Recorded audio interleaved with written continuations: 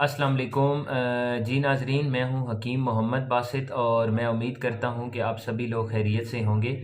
تو آج کل جس طرح ٹھنڈ کا موسم ہے تو اس موسم میں عموماً طور پر بہت سارے لوگ ایسے ہوتے ہیں جن کے ہاتھ اور پاؤں ہر وقت ٹھنڈے رہتے ہیں،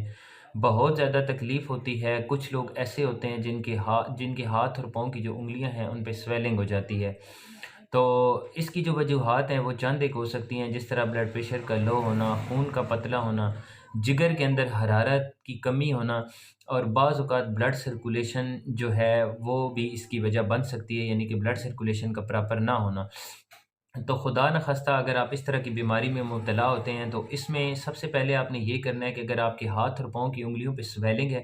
تو آپ نے نیم گرم پانی لینا ہے، اس میں ہلکا سا نمک ملانا ہے، اور ڈیلی بیس پہ کم سے کم 15 سے 20 منٹ آپ نے اپنے ہاتھوں اور پاؤں کی صفائی کرنی ہے، یعنی کہ ان کو نیم گرم پانی کے اندر رکھ کر ان کی ٹکور کرنی ہے۔ اس کے علاوہ ایک نسخہ میں آپ کے ساتھ شیئر کرتا ہوں، یہ آپ نوٹ فرما لیں،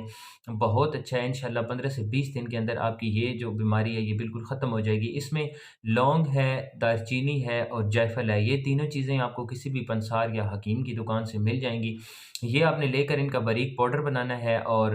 آدھی آدھی چمچ دن میں 3 مرتبہ آپ نیم گرم پانی کے ساتھ استعمال کریں، انشاءاللہ